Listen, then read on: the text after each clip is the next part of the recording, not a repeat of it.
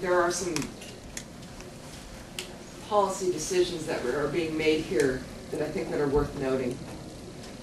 First of all, thank you very much for your comments regarding our need for additional deputies. Our goal and our hope is to get to at least 1.5 deputies per 1,000 people. In 2007, there were 44 commission officers. 2014, there were 52. That's 8. That's an increase of 8 officers over a 7-year period. And in 2015, late 2015, we'll add 1 more. We're still falling short, but my hope and my goal, and I hope the members of the Criminal Justice Working Team will work together with us to include that, how we're going to get there to that 1.5, in addition to acknowledging the increased needs of our public defense, our prosecutor, our superior court, our district court, and our jail. All as a system. It's a closed system in my mind, our criminal justice system, and I think we have an amazing clerk. I apologize for leaving you out. You are such an essential part of that. We'll get there. I think we can. I think that we're going to need the help of the Shelton voters to get there, to get build the kind of criminal justice system that we want and we're proud of. Get away from the rhetoric and start working together. I think this is so important. I think it's important that this budget will also allow us to expand services to the citizens by keeping our services upstairs, the ones that actually touch our citizens the most. Keep those services open during the lunch hour when most kind of people expect it to be open.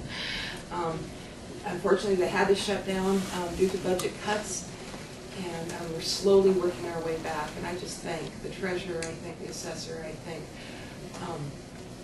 our auditor for all your work to try to make this happen. I'm very hopeful by adding to our campus security, but actually to our weapons screening, that we'll be able to keep the courthouse open longer, so that, you know, should they need to go over time on a court case or court cases, to be able to kind of clear out the calendar, it isn't an extra burden on the security and the weapons screening. I can't get down to the details of how that will happen, but that's my hope, and I'm trusting that the sheriff will help make that happen as part of, again, the consideration of the closed system of the criminal justice system. We do have a bow wave. I think that we are climbing a lot quicker than I thought for 2014 out of this recession, in that our increases in sales tax. We're very dependent on increased growth. Our increasing retail growth. Commissioner Netherland has been working his tail off in the North End on that, to get some more retail establishments opened. Our Economic Development Council will be working on that. If there's any policies that need to be changed to encourage more economic growth, retail sales growth, we will be on top of that. I agree with you, Tom, that every decision needs to be made with in mind, how will this increase revenues?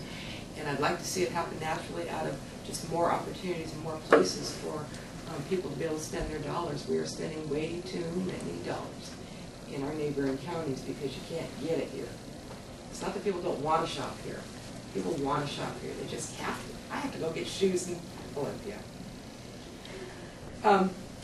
So we will, I think it'll be partially going to the voters and asking for their help. You'll have to be smart, and you'll have to be working together.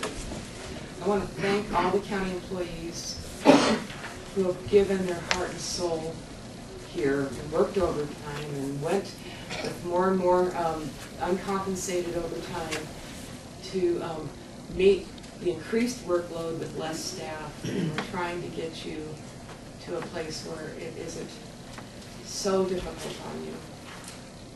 This budget is ugly on the bow wave, but we met the goal of having a 4.7 projected ending fund balance.